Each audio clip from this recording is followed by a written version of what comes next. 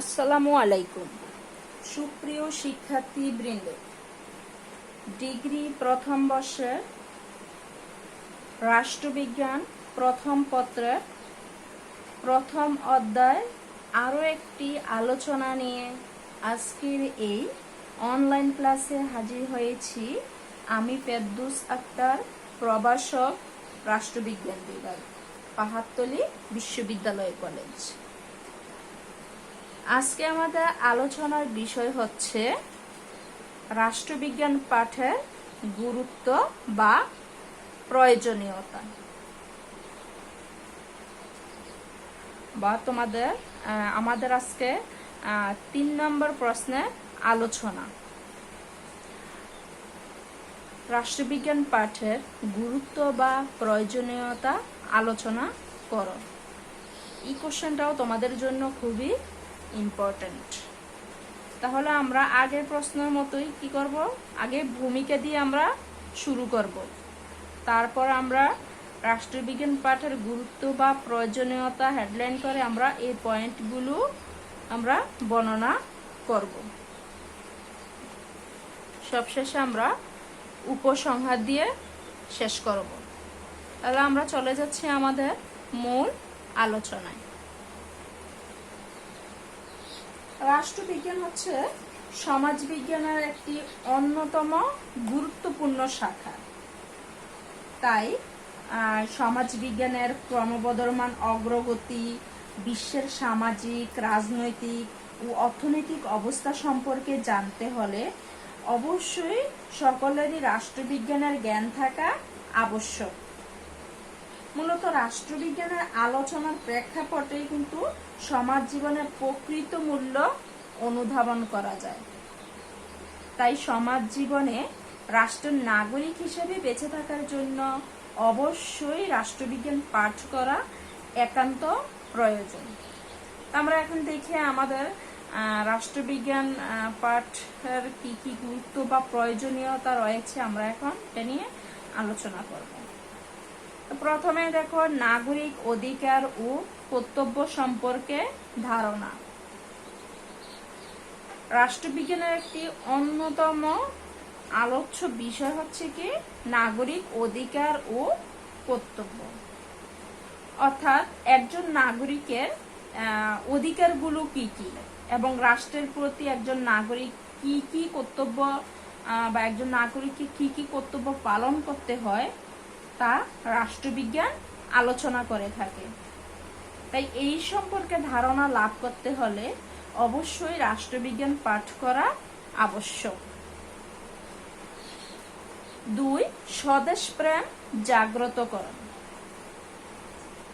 দেশের প্রত্যেকটা নাগরিককে সত্যিকারের স্বদেশপ্রেমে উদ্বুদ্ধ করার জন্য রাষ্ট্রবিজ্ঞান অধ্যয়ন আবশ্যক। দেশপ্রেমিক নাগরিকরাই কিন্তু দেশের প্রকৃত সম্পদ। তাই দেশ ও জাতির বৃহত্তর স্বার্থে আমাদের সকলকে রাষ্ট্রবিজ্ঞান পাঠ করা প্রয়োজন। লোক প্রশাসন সম্পর্কে জ্ঞান আহরণ। লোক প্রশাসনের একটি অন্যতম কাজ হচ্ছে সরকারি নীতিসমূহ কি করা, সরকারি নীতিসমূহ বাস্তবায়ন করা। আর এই কারণে লোক প্রশাসন রাষ্ট্রবিজ্ঞানের একটি অন্যতম আলোচ্য বিষয়। ব্যক্তিত্ব বিকাশের ক্ষেত্রে মানুষ রাষ্ট্রবিজ্ঞান অধ্যয়নের মাধ্যমে তার অধিকার সম্পর্কে সজাগ হয়। তারপরে রাষ্ট্র প্রদত্ত অধিকারগুলোকে যথাযথভাবে ভোগ করে ব্যক্তি তার ব্যক্তিত্বকে বিকশিত করতে পারে। আর এই কারণেই বা একজন ব্যক্তির ব্যক্তিত্ব বিকাশের জন্যই কিন্তু রাষ্ট্রবিজ্ঞান পাঠ করা প্রয়োজন। সুসংগঠিত সমাজ গঠনের লক্ষ্যে একটি সমাজকে কিভাবে সুসংগঠিতভাবে গঠন করা যায় তা নিয়ে কিন্তু রাষ্ট্রবিজ্ঞানে আলোচনা করে। যেই কারণে সুন্দর সুসংগঠিত ও সুস্থ সমাজ গঠনের জন্য আমাদের প্রত্যেকেরই রাষ্ট্রবিজ্ঞান পাঠ করা অপরিহার্য।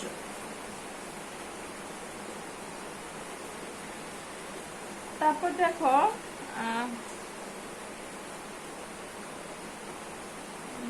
আন্তর্জাতিক সংগঠন সম্পর্কে জ্ঞান লাভ।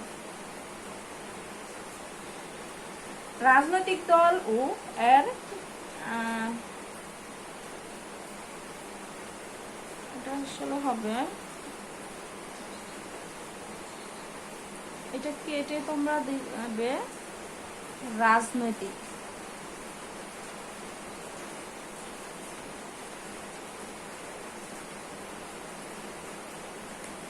রাজনৈতিক সংগঠন সম্পর্কে জ্ঞান লাভ। আমাদের অবশ্যই রাজনৈতিক সংগঠনটা সম্পর্কে আমাদের জানতে হবে।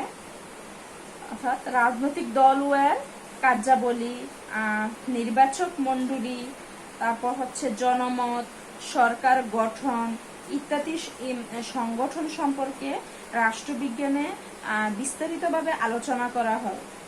সেজন্যই কিন্তু রাজনৈতিক সংগঠন সম্পর্কে আমাদের জ্ঞান আহরণ করতে হলে রাষ্ট্রবিজ্ঞান পাঠ করা খুবই আবশ্যক। আন্তর্জাতিক রাজনীতি সম্পর্কে জ্ঞান লাভ।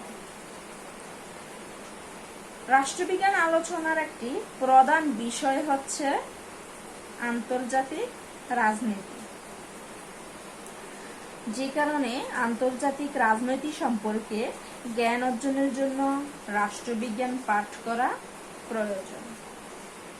আর আন্তর্জাতিক রাজনীতি পাঠ করলে কিন্তু আমরা জাতীয় শক্তি, সাম্রাজ্য, উপনিবেশবাদ, শক্তির ভারসাম্য, ঠান্ডা লড়াই ইত্যাদি বিষয়গুলো স্পষ্ট হয়ে ওঠে।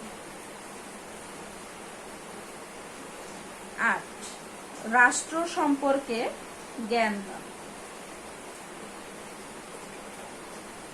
মানুষকে কোনো না কোনো রাষ্ট্রের নাগরিক হতে হয়, আর রাষ্ট্রবিজ্ঞান রাষ্ট্রের অতীত, বর্তমান ও ভবিষ্যৎ সম্পর্কে আমাদেরকে জ্ঞান দান করে থাকে। তা কিভাবে?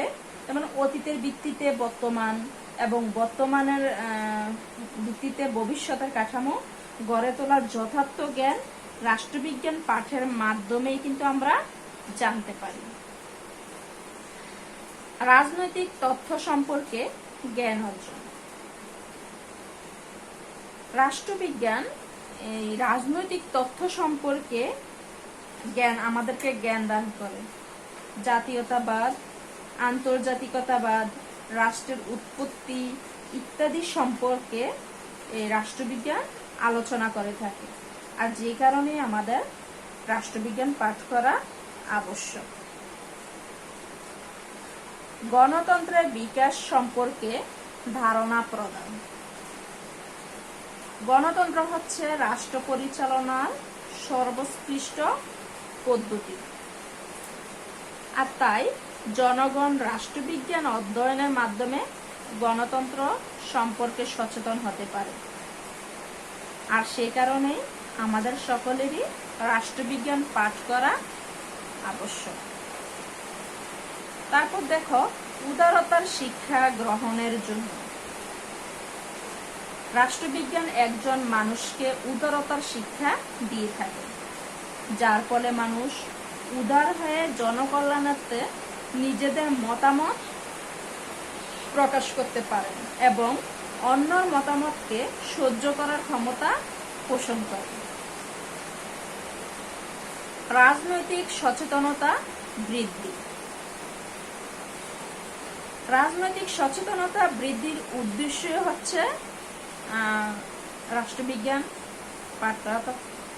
রাজনৈতিক সচেতনতা বৃদ্ধির লক্ষ্যে রাষ্ট্রবিজ্ঞান পাঠ করা অত্যন্ত প্রয়োজন, কেননা রাষ্ট্রবিজ্ঞান মানুষকে রাজনৈতিক ক্ষেত্রে অনেক সচেতন হতে সাহায্য করে থাকে। প্রশাসনিক জ্ঞান বৃদ্ধির জন্য। রাষ্ট্রবিজ্ঞান পাঠ করলে আমরা প্রশাসনিক ক্ষেত্রে অনেক বিষয় সম্পর্কে জ্ঞান অর্জন করতে পারি। জনকল্যাণকামী ও জনকল্যাণমুখী প্রশাসনের অন্যতম পূর্ব শর্তই হচ্ছে রাষ্ট্রবিজ্ঞানের জ্ঞান, যে কারণে রাষ্ট্রবিজ্ঞান পাঠ করার প্রয়োজনীয়তা রয়েছে। কল্যাণকামী রাষ্ট্রের উপযোগী শিক্ষা গ্রহণের জন্য আধুনিক রাষ্ট্র পুলিশি রাষ্ট্র নয়, বরং নিঃসন্দেহে এটি একটি কল্যাণকামী রাষ্ট্র। সেজন্য রাষ্ট্রকে নানাবিধ কার্য সম্পাদন করতে হয়। তাছাড়া রাষ্ট্রের বিভিন্ন সমস্যা সমাধানে আমাদেরকে অবশ্যই কল্যাণ রাষ্ট্রের উপযোগী শিক্ষা গ্রহণ করতে হবে। আর সেজন্যই কিন্তু আমাদের রাষ্ট্রবিজ্ঞান পাঠ করাটা খুবই গুরুত্বপূর্ণ। সরকারের বিভিন্ন বিভাগ সম্পর্কে জ্ঞান লাভ। রাষ্ট্র পরিচালনার ক্ষেত্রে সরকারের বিভিন্ন বিভাগ ও অঙ্গ রয়েছে, যেটা আমরা সকলেই জানি। সরকারের 3টি বিভাগ রয়েছে: আইন বিভাগ, শাসন বিভাগ ও বিচার বিভাগ। আর রাষ্ট্রবিজ্ঞান পাঠের মাধ্যমে আমরা সরকারের সকল বিভাগ, এদের গঠন ও কার্যাবলী সম্পর্কে ধারণা লাভ করতে পারি।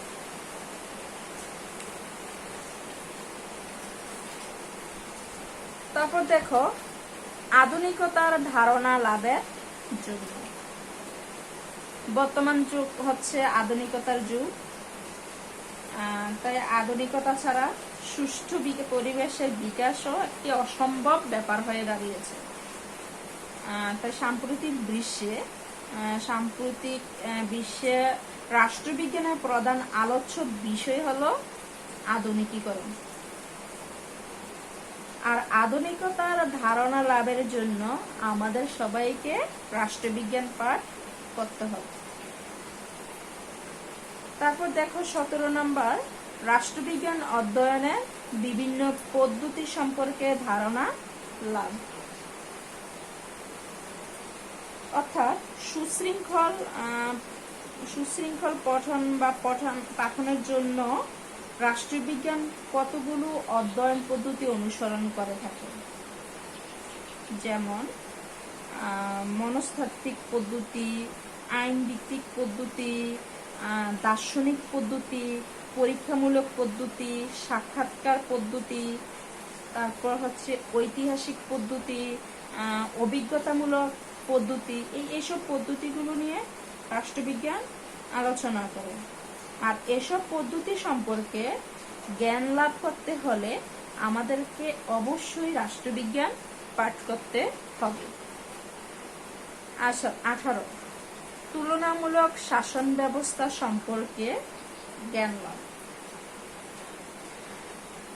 বিশ্বের বিভিন্ন দেশের শাসন ব্যবস্থা তুলনামূলকভাবে আলোচনা করার জন্য রাষ্ট্রবিজ্ঞানের জ্ঞান অবশ্যই অপরিহার্য।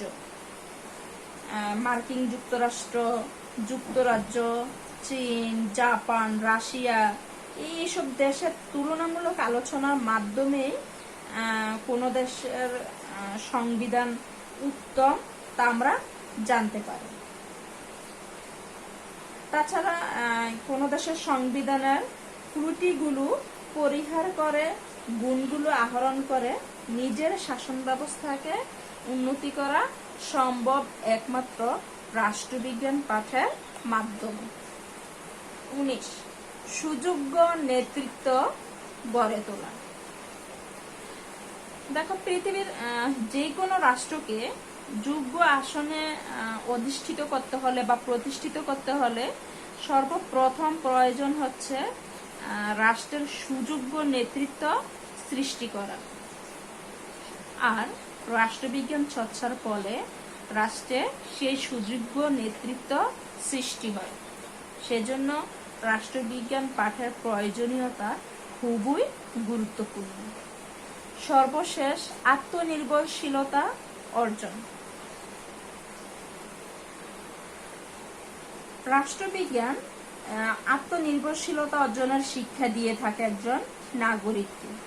আর সেজন্য আত্মনির্ভরশীলতা অর্জনের জন্য আমাদের অর্থাৎ প্রত্যেক নাগরিককে রাষ্ট্রবিজ্ঞান চর্চা করা আবশ্যক। উপরোক্ত আলোচনার পরিপ্রেক্ষিতে আমরা বলতে পারি যে রাষ্ট্রবিজ্ঞানের জ্ঞান মানুষকে রাজনৈতিক ও উদার হওয়ার মনোভাবের শিক্ষা দিয়ে থাকে, যার ফলে ব্যক্তির সকল সংকীর্ণতা দূর হয় এবং মানবিক গুণাবলী বিকশিত ও সমৃদ্ধশালী হয়। সুতরাং ব্যক্তি ও রাষ্ট্রের উন্নয়ন সম্পর্কে সঠিক জ্ঞান লাভের জন্য আমাদের প্রত্যেককে রাষ্ট্রবিজ্ঞান পাঠ করা, অর্থাৎ আমাদের প্রত্যেকেরই রাষ্ট্রবিজ্ঞান পাঠ করা আবশ্যক। সেজন্য রাষ্ট্রবিজ্ঞান পাঠের গুরুত্ব অনস্বীকার্য। এ পর্যন্তই। তোমরা সকলে সুস্থ থাকো, ভালো থাকো এবং নিরাপদে থাকো। ধন্যবাদ।